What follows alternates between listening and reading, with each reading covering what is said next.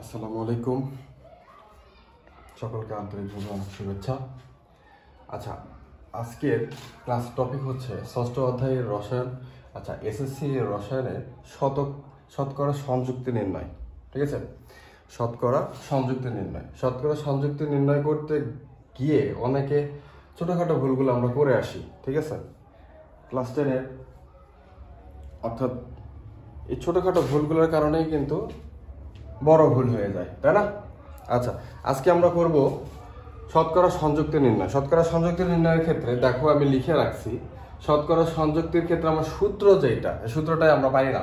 সূত্রটা কি আমি আবারও বলি, আমি যে ক্লাসগুলো করাই, ঠিক আছে, এটা শুধু যারা একদম বোঝে না, মানে যারা একদম দুর্বল বা বুঝতে মানে খুব কষ্ট হয়ে যায় বুঝতে, শুধুমাত্র তাদের জন্য। ওকে, আচ্ছা, এখন দেখো সূত্রটা কি, যে সূত্রটা হচ্ছে পারমাণবিক ভর ডিভাইডেড বাই মোট আণবিক ভর গুণন 100%।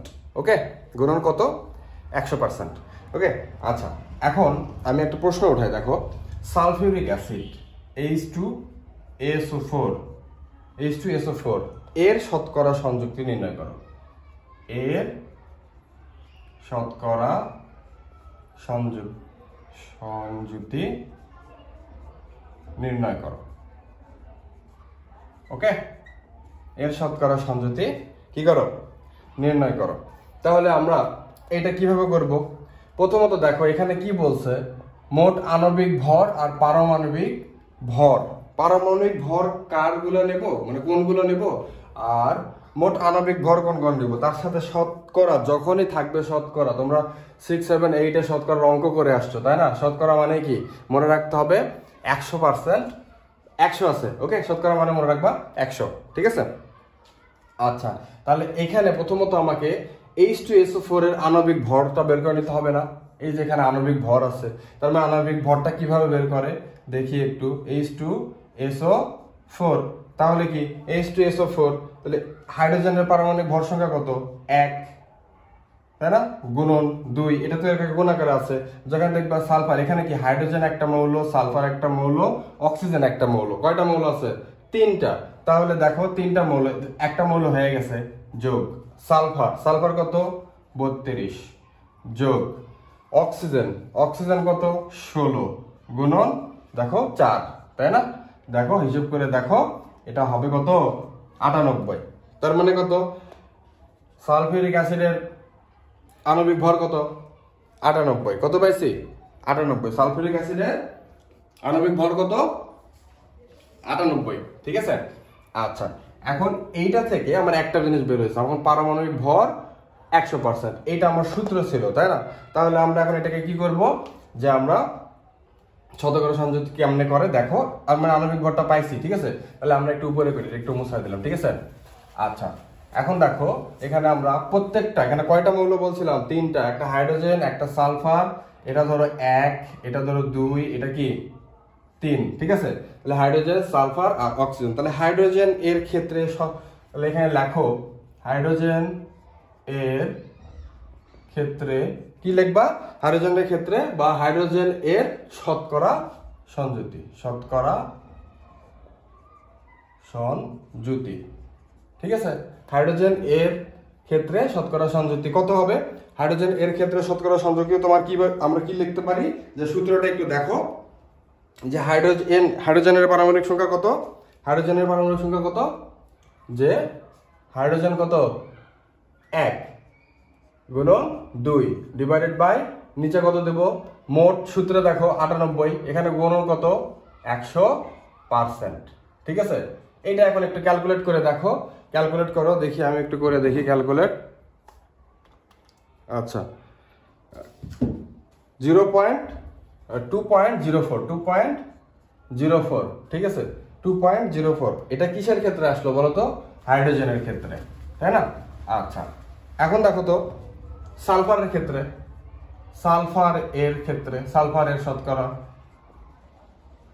সালফারের শতকরা কি? সংযুতি, তাই না? সালফারের ক্ষেত্রে আমরা কি করব? সালফারের পারমাণবিক ভর সংখ্যা কত? 32, তাই না? ডিভাইডেড 32, এখানে কি কোনো এর সাথে কোনো কিছু ছিল যে আমরা গুণ করে দেব? ছিল না। তাহলে আমরা এখানে কি করতে পারি? 98। মোট পারমাণবিক আণবিক ভর সংখ্যা কত? 98 গুণন 100%, তাই না? এত পার্সেন্ট। তাহলে এখন এইটা এখন হিসাব করো তো একটু, আমরা এটা একটু হিসাব করে দেখি যে কত আসে। 32.65 কত? 32.65%। কয়টা হইলো? 2টা হইলো। এখন 3 নাম্বারটা করবো। এখন কত নাম্বারটা করবো? 3 নাম্বারটা কে পারবে? আচ্ছা দেখি, 3 নাম্বারটা হচ্ছে এখন অক্সিজেন, তাই না? অক্সিজেনের শতকরা। আচ্ছা, অক্সিজেন এর শতকরা সংযুতি, ঠিক আছে? অক্সিজেনের শতকরা সংযুতি। অক্সিজেনের ক্ষেত্রে আমরা কি করব? সেম কাহিনী, সেম কাজ না? দেখো অক্সিজেন কত? 16 গুণন 4, এটা দিব। 16 গুণন 4 কত? 64, তাই না? 16 গুণন 4 কত? আচ্ছা তোমরা একবারও করতে পারো, 64 দিয়েও করতে পারো। এখানে কত? 98 গুণন 100% ইজিক্যাল টু কত? 64 হলো 64 দশমিক কত? 64.30, 64.30%। কত? 65 না 65? 65.30। দেখো তো 65 আসে না? 65 দশমিক কত? 65.30%, ঠিক আছে? আচ্ছা এখন এই জায়গাতে এই 3টা করা হয়ে গেছে, তাই না? এই দেখো এই 3টার যোগফল, এই 3টা আমরা কি করে দেব? যোগ করে দেব। এই যে hydrogen plus sulphur plus oxygen, এই 3টার যে মান বের হয়েছে সেটা যোগ করলে দেখবা 100% এর কাছাকাছি যাচ্ছে। দেখবা যে 99 পয়েন্ট সামথিং সামথিং সামথিং কিছু মান আসতেছে, তখনই বুঝে নিবা কি এটা আমার ঠিক আছে।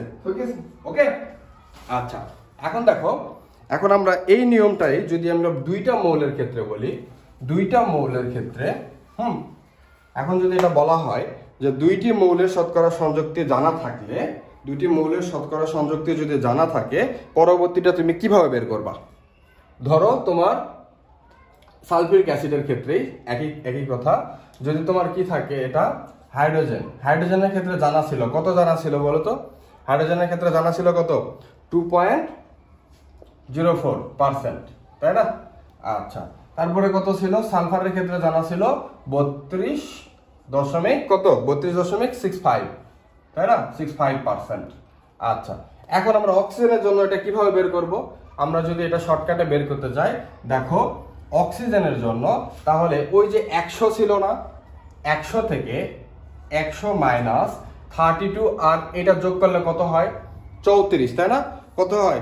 34.69। এই দুটা যোগ করবা, ঠিক আছে? এটা আর এটা যোগ করবা, তাহলে দেখো 32 33 34, তাই না? 34.69 কত? 69, 34.69। আচ্ছা এইটা এখন করে দেখো যে অক্সিজেনের আগে আমরা যেটা বের করছি, আগে একটা মান বের করছিলাম, কত বের করছিলাম? 65 দশমিক কত? 30%। দেখো সেম মানটাই আসছে না? তার মানে কি 2টা যদি আমার দেওয়া থাকে, একটা বের করা কিন্তু যায়, ঠিক আছে? আচ্ছা এগুলো যদি বুঝে থাকো, ঠিক আছে, তোমাদের জন্য একটা হোমওয়ার্ক, এটা তোমরা এখনই করে ফেলবে, ঠিক আছে? সেটা যদি H2SO3 H2SO3 এর কি বের করবো বলো তো? শতকরা সংযুক্তি নির্ণয় করো, এর শতকরা সংযুক্তি নির্ণয় করো। এটা তোমাদের জন্য হোমওয়ার্ক, ঠিক আছে? এটা তোমরা এখনই করে ফেলো, তাহলে দেখবে যে জিনিসটা সহজ হয়ে গেছে, ঠিক আছে? আল্লাহ হাফেজ, আসসালামু আলাইকুম।